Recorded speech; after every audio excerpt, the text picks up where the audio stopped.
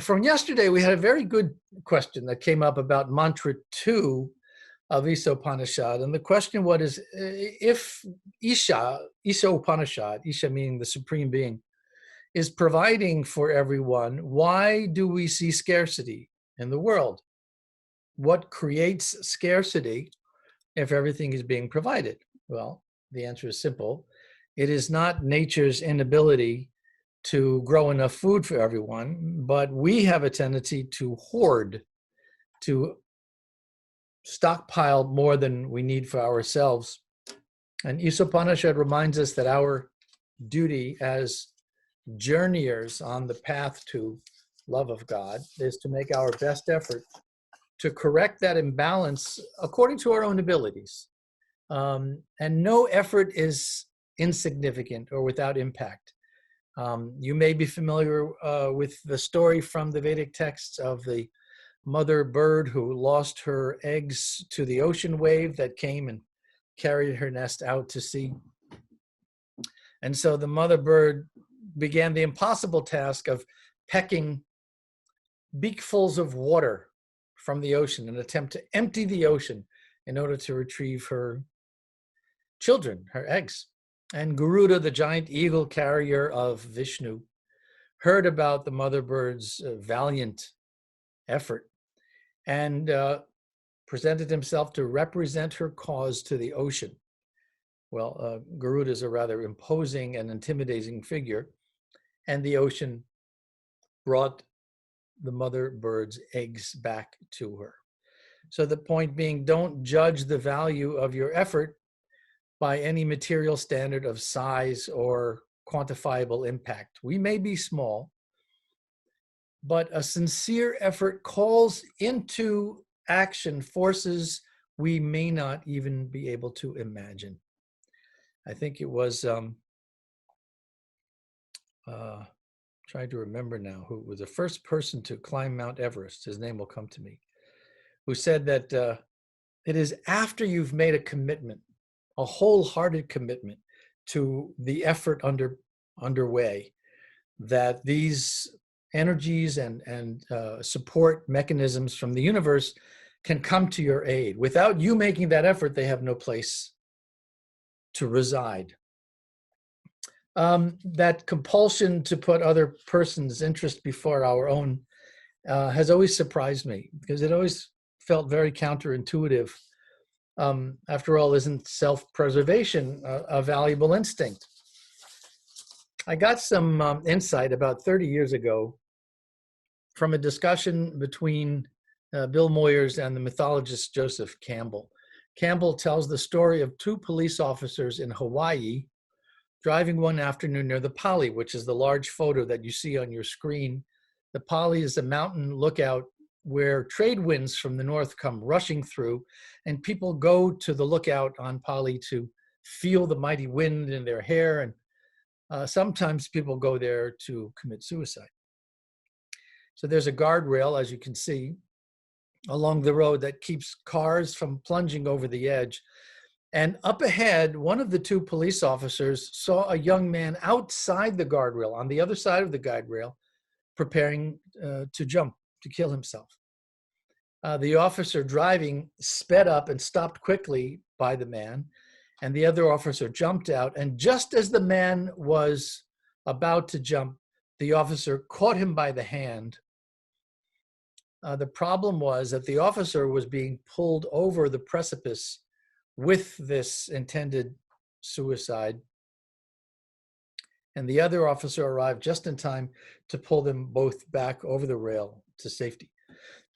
Later, a newspaper reporter asked the policeman, "Why did you do that? Why didn't you just let go of him? You would have been killed."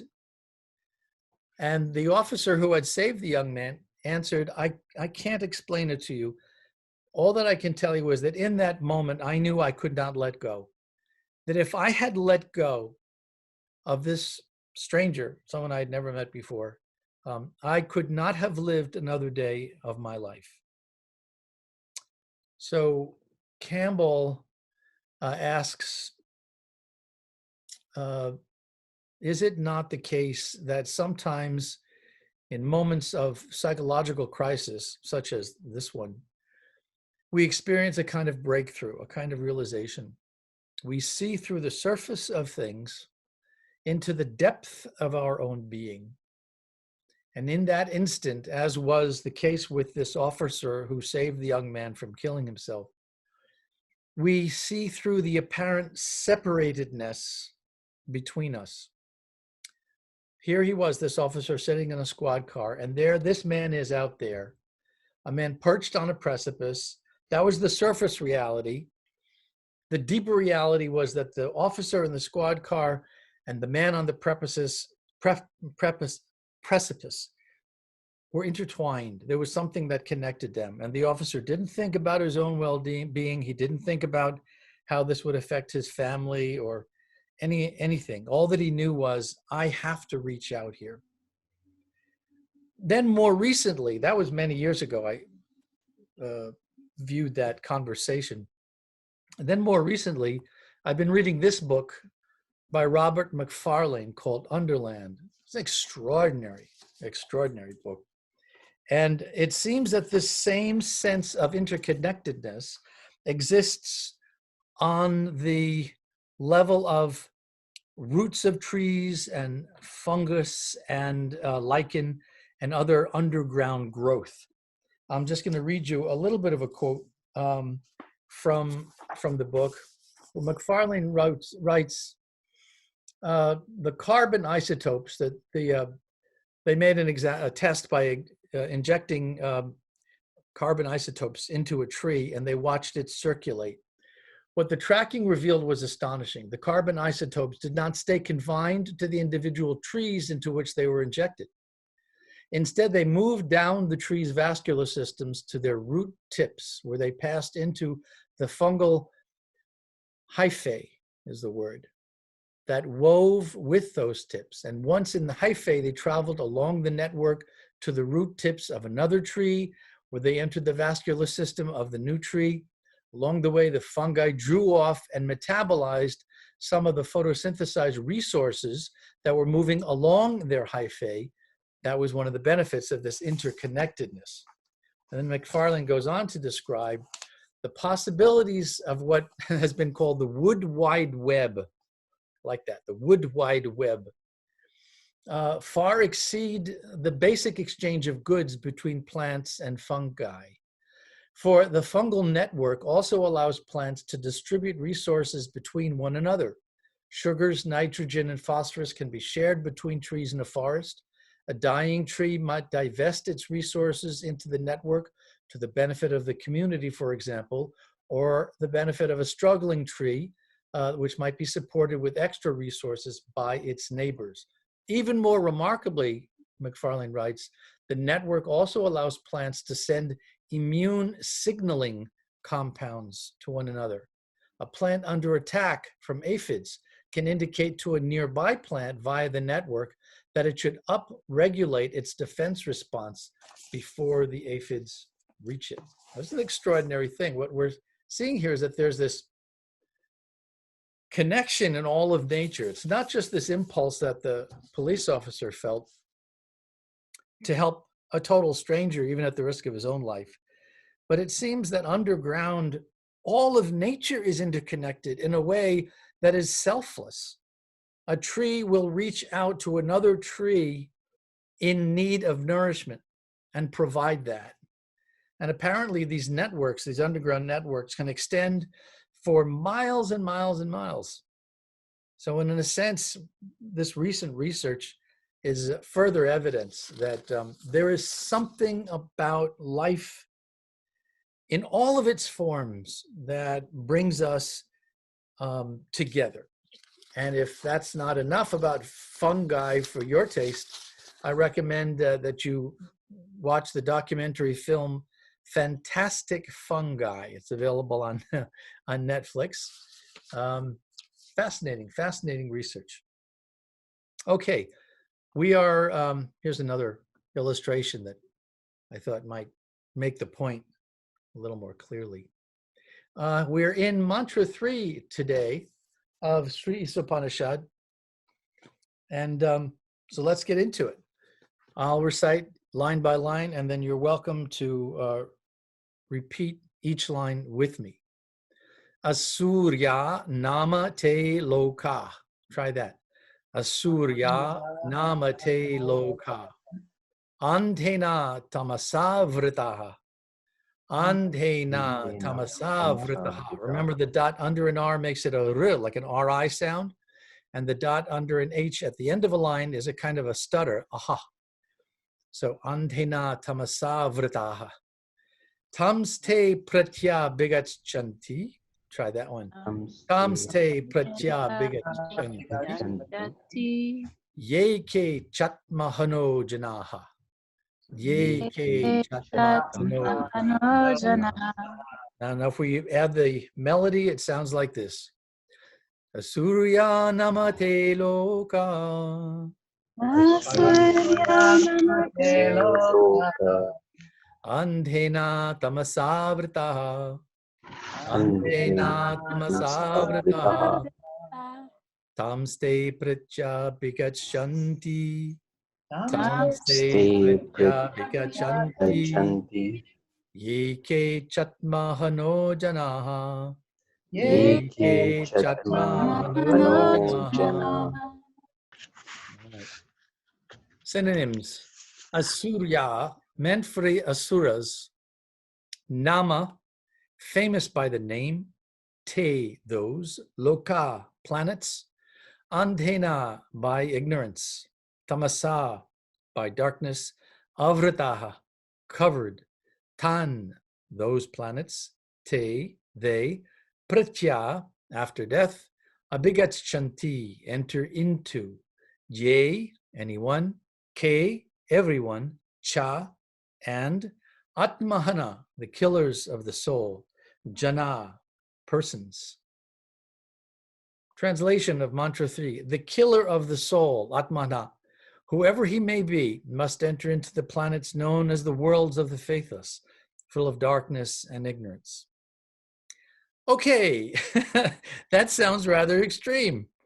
Let's break this down just a little bit. Killer of the soul, atma-hanah. Atma-hanah. If you read the commentary by Srila Prabhupada in our edition of Isopanishad, you'll find that the sense of killing the soul is not that kind of physical violence where someone takes a knife to another person. It's the ignoring of the opportunity that this life brings to achieve full self-awareness, to become fully aware of our souls. If we neglect that opportunity, we are a killer of the soul, meaning that we stop off or kill any opportunity that we have in this life to achieve full self-awareness, full self-realization. And the sense of this, let's read that translation again. The killer of the soul, whoever he may be, must enter into the planets known as the worlds of the faithless, full of darkness and ignorance. Well, so the question then arises, are we talking about an actual planet? Let's see, where do I go next? What are you trying to do? Just put back on, oh, I'm there on the screen? Mhm. Okay. Are we talking about an actual place? I mean, talking about physically relocating to a planet where these miscreants are sent as punishment.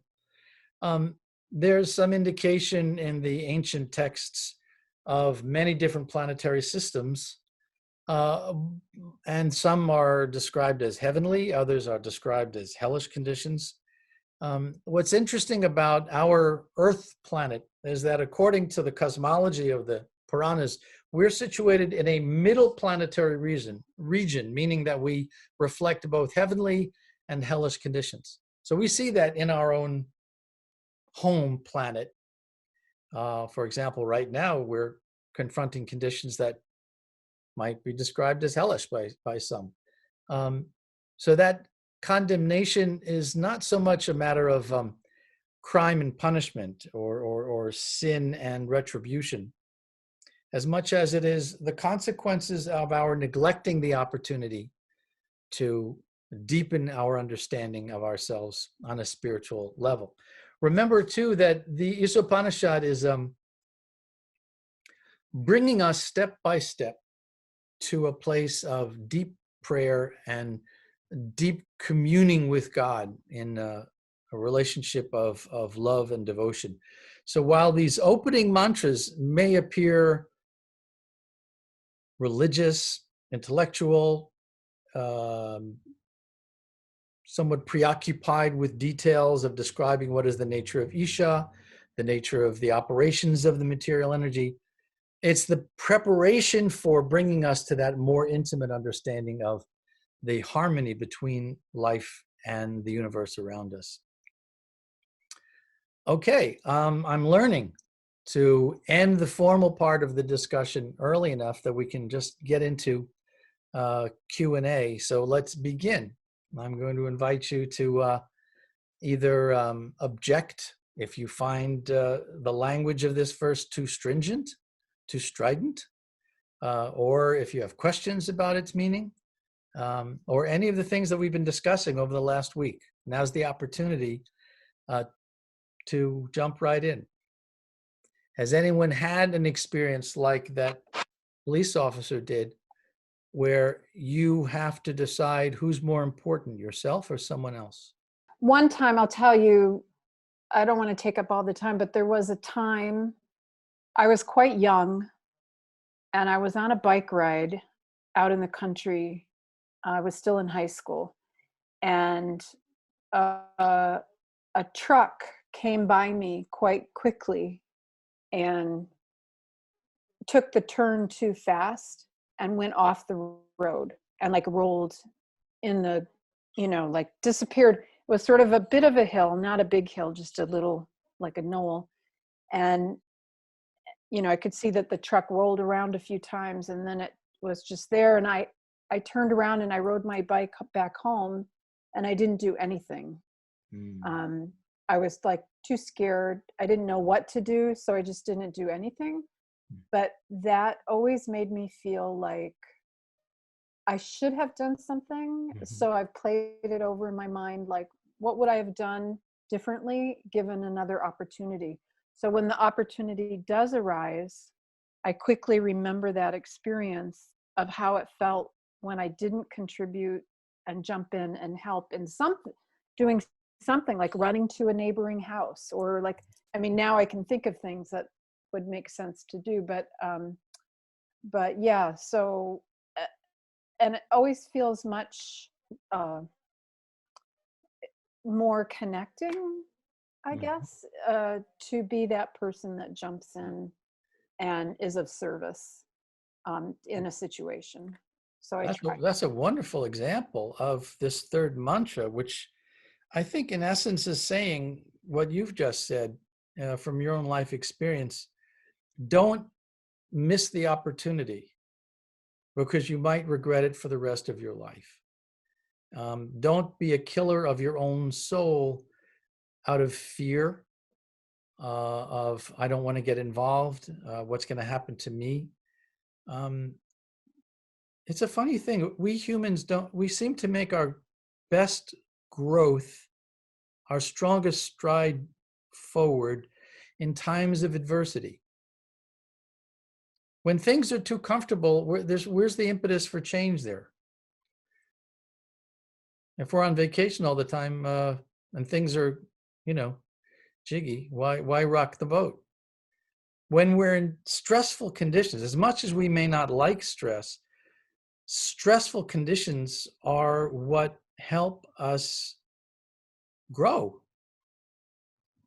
So I think that's what the yogic life is all about, is learning not to walk away from stress, but to embrace it into progress and growth. If you look at Bhagavad Gita, that's what Krishna is doing with Arjuna. Arjuna just didn't want to get involved. The truck rolled over and he was happy just to walk away. And Krishna said, you can do that, but you'll have to live with the consequences. Here you are. I don't know how old you were when that event happened, but I can sympathize. I remember things now I look back and they were humiliating because I didn't do anything. and I regretted not having done something. So maybe there's an encouragement here to take heart and to take up arms and to be more involved. Yeah, thank you for that. I have almost a reverse story to that. About, I don't know, at least 30 years ago, maybe 35 years ago or something, I was driving in Manhattan, and I'm at I don't know if I was in a light or if I was in traffic or something, but I was stopped. I'm looking around and I see, because I was kind of near the curb, I see somebody, he's opening his car, he's parked on the side of the road. He goes into the trunk, I think, or maybe it was the hood, I don't even remember. He's on one of those ends and his focus was in there doing something. And I see this guy come in, like approach the car, and the back door was open. So he looks in the back door, and it didn't register right away, but he leans in and he took out a computer. These were like a rudimentary computer 30, 35 years ago. It was a big, beige thing, and I said, oh, this guy is not with that. This guy's ripping this guy off. And without thinking about it, I put down my window and I called out to him. I said, like, hey, get out of there, or whatever. And he didn't hear me right away. And I actually got out of the car and I yelled again, and he heard me, and he dropped the computer and he ran. So that's good, job done, objective met, but I wasn't even thinking, and I ran after the guy. And now look at me, I got nothing, So I ran after him. I don't know what I thought I would accomplish. Meanwhile, he dropped the computer. It was still in the back seat, so that was nothing. I don't know what I thought I was going to do, but I ran, and when he took off and it was clear I wasn't going to catch him, it was then that I stopped and I walked back to the car. And as I was walking back, I was like, what the hell did I just do? And I don't regret. I mean, I'm glad I called out to him and made him nervous enough to drop the computer. And I don't necessarily regret running after him, but there's something there like I should not have run after him, So I have never had another experience like that. So I don't know, what I would do in the second time. But I think I've been thinking about so much how I shouldn't have chased after him. I probably would not do that. But hopefully I would have done that if he was carrying. Hopefully I will do that if it happens again and he is getting away with the goods. You know what I mean? Sure. So I mean, it's fascinating to hear these stories and how they connect all four of the mantras that we've been discussing so far from Isopanishad. It began with this declaration that the supreme whole is perfect and complete, and therefore everything emanating from that supreme being is also perfect and complete. What is the consequence of that? You can relax. You don't have to worry that somehow you're going to be denied something that you need. Everything is being provided. And you can step out of your own sense of fear or personal interest and be there to help others. And then the mantra yesterday was describing, isn't that a wonderful opportunity to remember how everything is interconnected, like those roots of the trees and the fungal system under the ground. And then today, in essence, the mantra says, what a tragedy, what a horrible tragedy if you don't recognize that. If you become so absorbed with the self the material, temporal self, and lose track of that other self, which may be a lot stronger than you think yourself capable of being. It's a marvelous way of connecting it all together. So I thank you for that story. And I thank you, Julie, for your story. And I thank all of you for being here again for our half-hour Isopanishad discussion. Please join me in the Vaishnav Pranam.